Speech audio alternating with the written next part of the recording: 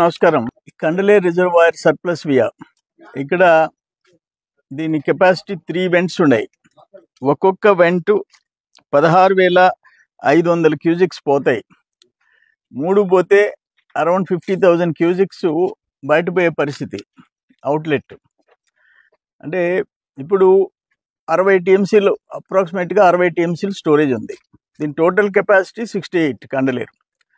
ఇక పైనుంచి క్యాచ్మెంట్ ఏరియాలో కన్నా భారీ వర్షం పడితే ఈ షటర్స్ ఓపెన్ చేసేస్తే ఒకసారి ఇప్పటికీ ఒక 44,000 క్యూజెక్స్ అవుట్ఫ్లో వచ్చింది ఒకసారి భారీ వర్షాలు క్యాచ్మెంట్ ఏరియాలో వచ్చినప్పుడు.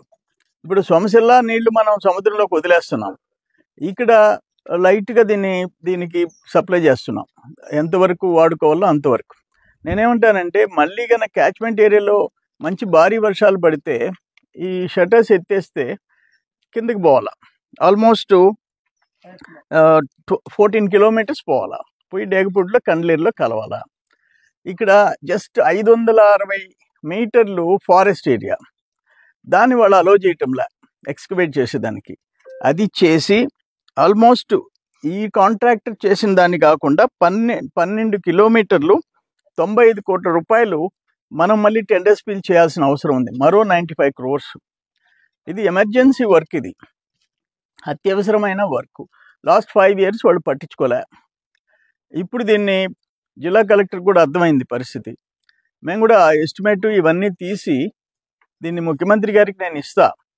ఆ ఫారెస్ట్ క్లియరెన్స్ కూడా ఆల్టర్నేటివ్ 560 మీటర్స్ 560 మీటర్లు ఫారెస్ట్లో తవ్వేదానికి ఆల్టర్నేటివ్ ఉదయగిరిలో ల్యాండ్ కూడా ఫారెస్ట్ వాళ్ళకి చూపించారు.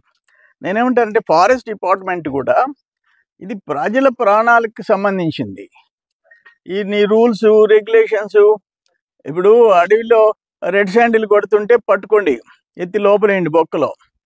కానీ ఈ 560 మీటర్లు ఫారెస్ట్లో అవుట్లెట్ కాలువ దిగితే ఏం పోద్ది మీకు?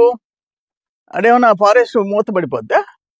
లేదే, మధ్యలో కెనాల్ దవ్వుతారు, వెళ్ళిపోద్ది. అది నువ్వు తవ్వలేదు, నీ ఫారెస్ట్ కూడా మునిగిపోద్ది. ప్రజల ప్రాణాలకు ముప్పు, రైతుల పొలాలు దెబ్బతినిపోతాయి. అందుకని ఇక్కడుండే డిఎఫ్ఓల దగ్గర నుంచి state forest officers, principal secretary అందరూ దీన్ని తీవ్రంగా తీసుకోవాల్సిన అవసరం ఉంది అని చెప్పి నేను తెలియజేస్తున్నా. జిల్లా కలెక్టర్ గారు కూడా ఈ ఫారెస్ట్ క్లియరెన్స్ కోసం ఇంకేం పెండింగ్ ఉందో ఇమీడియట్గా ఆల్టర్నేటివ్ ల్యాండ్ మనం ఇచ్చాం కాబట్టి ఫైల్ క్లియర్ చేయించుకోవాల్సిన బాధ్యత మన మీద, డిస్ట్రిక్ట్ అడ్మినిస్ట్రేషన్ మీద కూడా ఉంది. అట్లే సేమ్ టైం ఈ 95 crores ఇప్పుడు శాంక్షన్ చేయించుకోవాలి.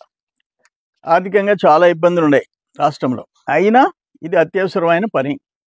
లేకపోతే ఇప్పుడు ఇక్కడ నుంచి పులికల్లు, పార్వతాపురం, అంకుపల్లి, అట్నే వామిటిపర్తి ఇవన్నిటికీ ప్రమాదం వచ్చే పరిస్థితి రాకూడదు. ఇక నేను కూడా ఏం చెప్తున్నానంటే ఎస్సీ గారికి, కొత్తగా ఎస్సీ గారు జాయిన్ అయినారు, ఎస్టిమేట్ కాపీ ఇవ్వమన్నాం.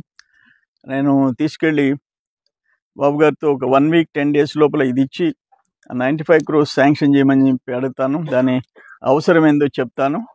సేమ్ టైం ఈ ఫారెస్ట్ క్లియరెన్స్ కూడా ఇప్పుడే నేను కలెక్టర్ గారితో మాట్లాడి దాన్ని నేను ఫాలోఅప్ చేస్తాను. ఎస్, నేను ఒక మంత్రి కూడా ఉన్నాడు. ఏం చేశారు మీరు? ఇప్పుడు ఈ 95 కోట్ల వరకు చేయించకుండా, ఈ ఫారెస్ట్ క్లియరెన్స్ చేయించుకోకుండా కండలేరు ఎడం కాలువ ఎవరు అడిగారు మిమ్మల్ని లైనింగ్? ఇది చేసి అది చేయొచ్చు కదా, అత్యవసరమైంది. ఇప్పుడు మస్తాన్ బాబు చెప్తున్నాడు, నిన్న పెంచిల్కోన్ దగ్గర నుంచి భారీ వర్షం పడింది, సాయంత్రం వరకు కొనసాగుంటే ఏంటి పరిస్థితి? ఎన్ని గ్రామాలు నష్టపడతాయి? సో ఏది అవసరం అనేదిలే, దేంట్లో కమిషన్ వస్తుంది అనేది ముఖ్యం. ఆ గవర్నమెంట్లో ప్రజలకి ఏది అవసరం అనేది లేదు. కండలేరు ఎడం కాలం మేము చేయించాము, బ్యూటిఫుల్ గా ఫంక్షన్ అవుతుంది, దానికి ఎలాంటి ప్రాబ్లం లేదు. ఇటువంటి అత్యవసరమైన పనులు చేయించి లైనింగ్ చేయించు. ఏదేమైనా లాస్ట్ నేను చెప్తానే వచ్చిన, జగన్మోహన్ రెడ్డి గవర్నమెంట్ లో నీటిపారుదల శాఖ మూతబడింది, వ్యవసాయ శాఖ మూతబడింది. ఇప్పుడు పోయి మేము యూరియా రైతుకు 3 బస్తాలు ఎకరాకి లెక్కన వాళ్ళకి రెసీట్స్ ఇచ్చి వచ్చాము.